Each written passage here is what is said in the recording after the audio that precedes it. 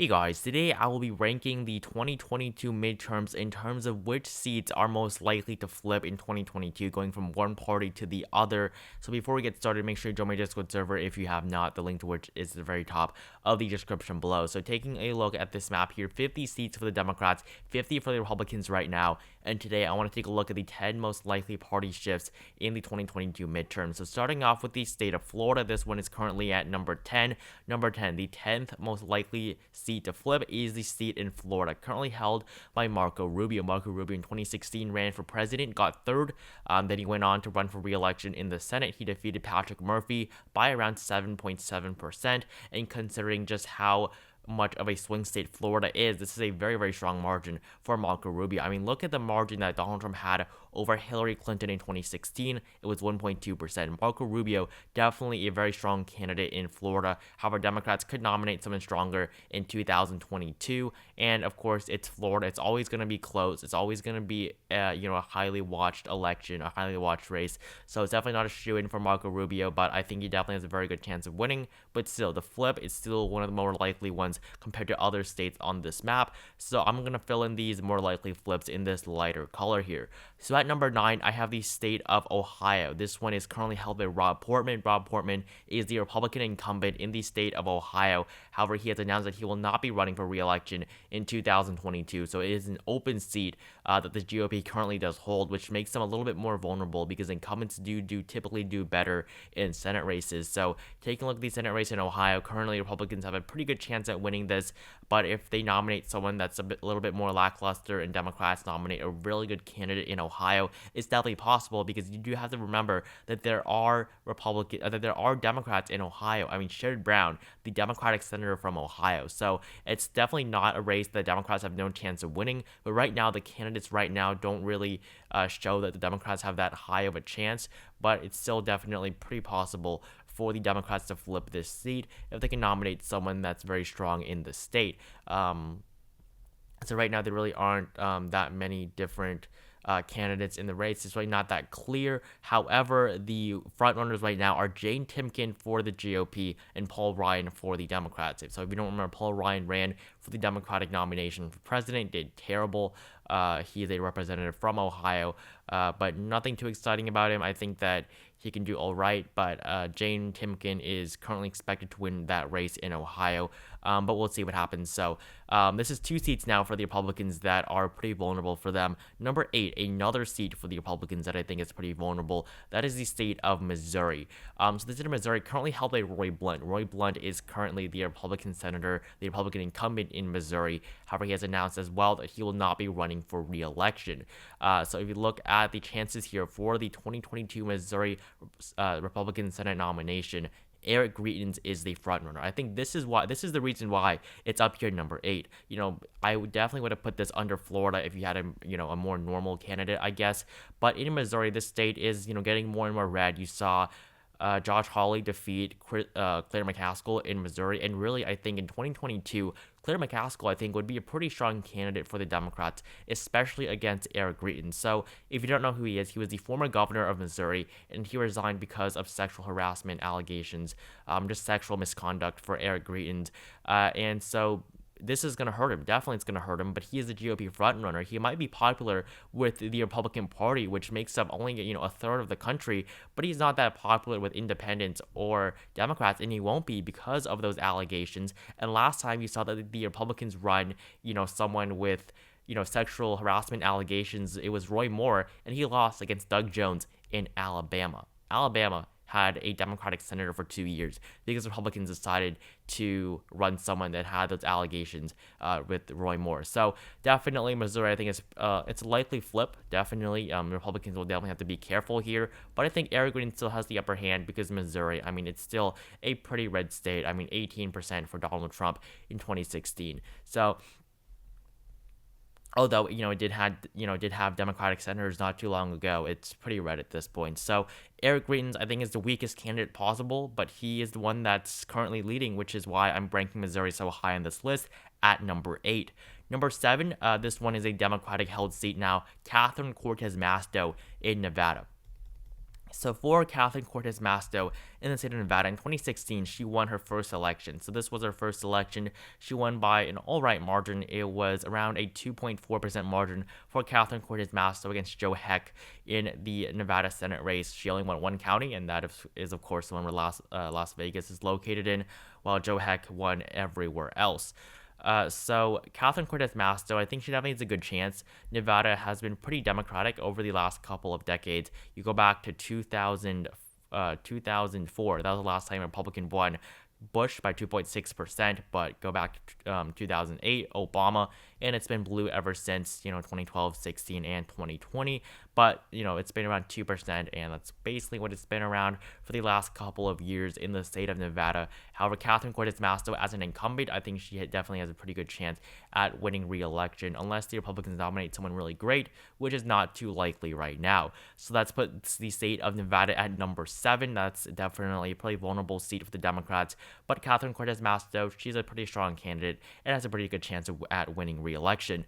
At number 6, I have Arizona. So now you get into the top 6. I think these races are really the races to watch. Those other 4, they could progressively become closer and closer, but these 6 races, they are closer right now, and these are the ones that you have to watch out for in 2022, because these ones will decide the makeup of the Senate. So another democratically held seat in the state of Arizona. So this one is currently held by Mark Kelly. Mark Kelly, of course, was the Democrat that was able to flip the seat in Arizona in 2020. He defeated Martha McSally, the incumbent who was appointed by the governor to replace to replace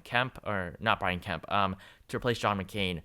Sorry about that. So Mark Kelly defeats incumbent Martha McSally, who was appointed to replace John McCain. Martha McSally also lost against Kyrsten Sinema in 2018, so she had lost, Senate races in Arizona twice now, and so Mark Kelly was a really strong candidate, former astronaut, definitely someone that the Democrats, should be happy that they had, because Mark Kelly definitely was a strong candidate, and this is someone that was able to do much, much better than Joe Biden. Won his race by around 2.4%. Joe Biden won Arizona by 0.3%.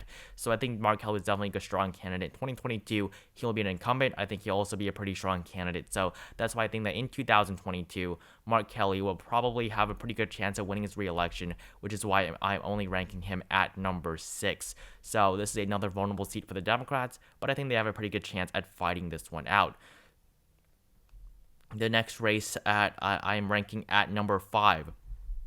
So now we're getting into the top 5, and the first one is the race in North Carolina. I think North Carolina is definitely a very, very vulnerable seat for the GOP. This one is the one that currently is held by Richard Burr.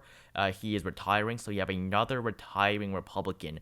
You may have up till 9 Republicans retiring that are running for that are incumbents in 2022, which is really why 2022 is looking so bad for the GOP, because they just have so many Republican incumbents in close states that are retiring or just too old to possibly run for re-election, like Chuck Grassley in Iowa. So North Carolina right now, if you look at the odds for the seat here, it's currently Republicans 63, Democrats 38.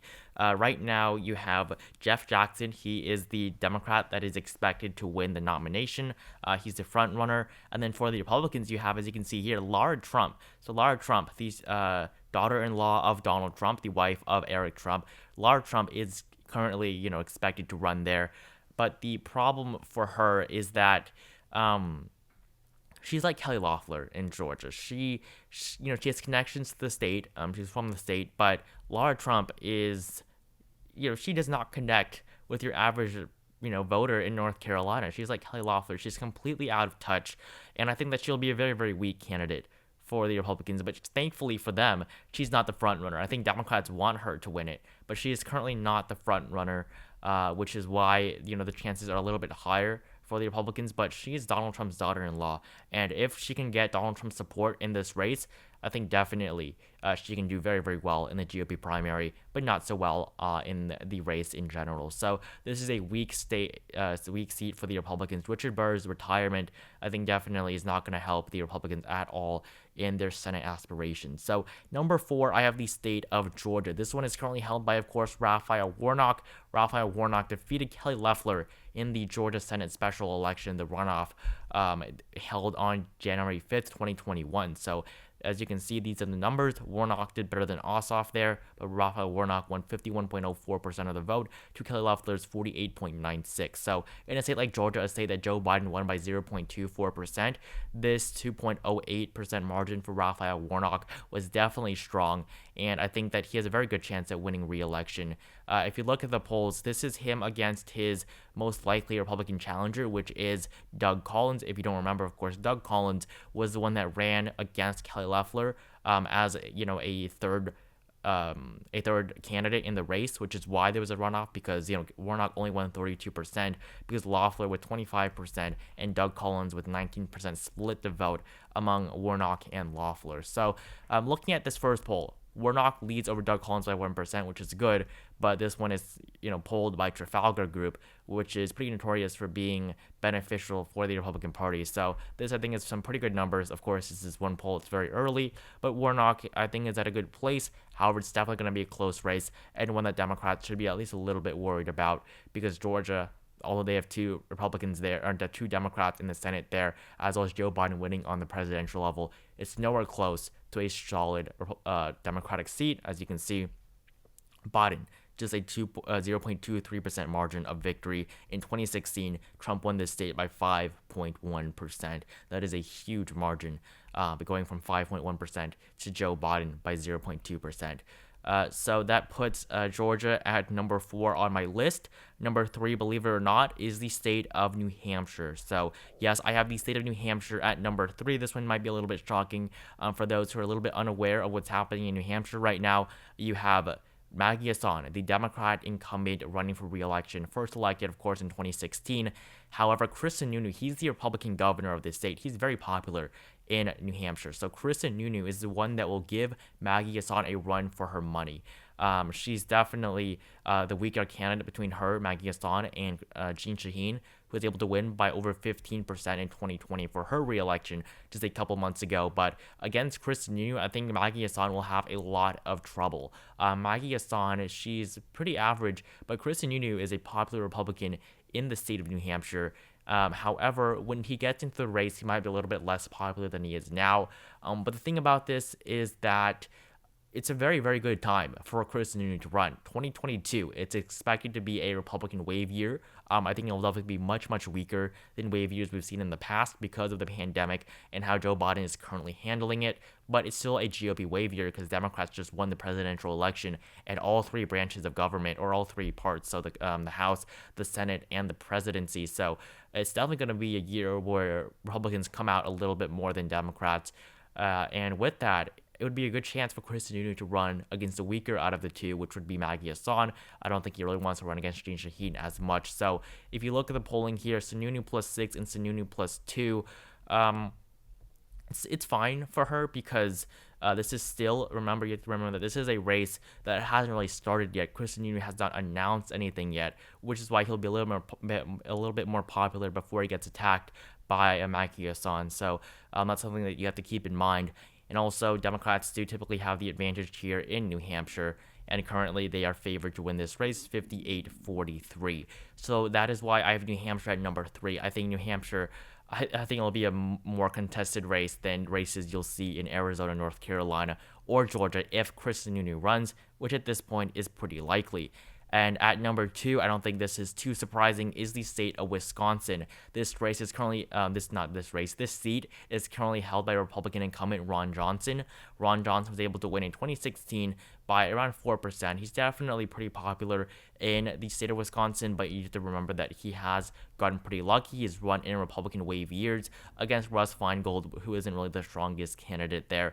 But 2010, he was able to run and win in a Republican wave year. 2016 was a year where Republicans controlled the entire government after this election. So 2016, Ron Johnson wins re-election, but for that, he announced that he would not be running for a third term in 2022. However, now he's taken back those words and is currently expected to run in 2022. However, there's still a chance that he has not, because he has not announced a campaign for 2022. And typically, politicians don't like to announce that they're not going to be running for re-election early.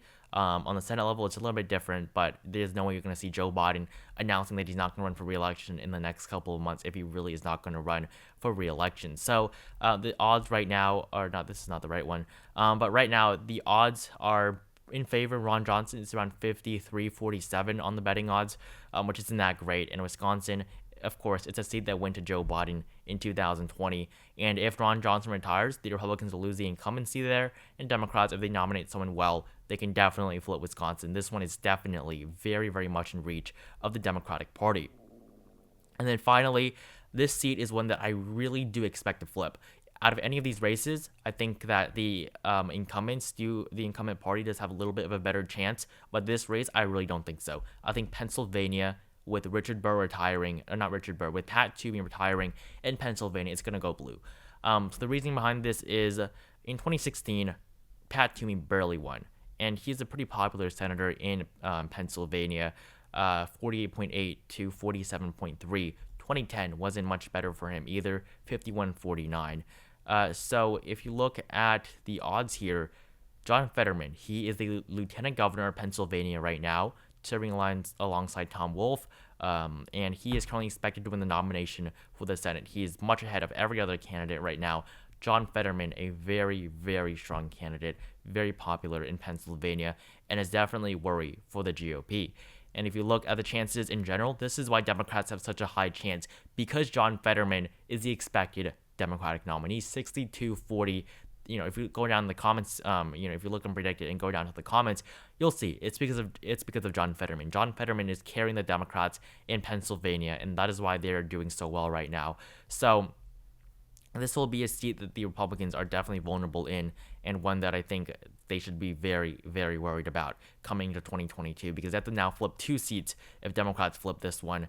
And that's the only way they can win back the Senate. The Republicans have to have a net gain of 1. Democrats just have to not lose anything on the net level. So that is the top 10 races that I have that could flip in 2022. Let me go back through this again. Number 10, Florida, with Marco Rubio as the incumbent. Number 9 is Ohio, with no Republican incumbent because of the retirement of Rob Portman. 8, you have Missouri. That's the one where Eric Greitens is currently the front runner for the GOP, which would be disastrous for them, in my opinion. Nevada, Catherine Cortez Masto, the incumbent Democrat. Arizona, Mark Kelly, the incumbent Democrat, who is pretty popular there. North Carolina, this one is the one that Laura Trump is in, but this one is the one where Richard Burr is retiring from. In North Carolina, a little bit more red than some of these other states, but still it'll be a highly contested race. Number 4, we have the state of Georgia, Raphael Warnock's re-election against presumably Doug Collins. Number 3, New Hampshire, Maggie Hassan versus potentially Kristen Nunu.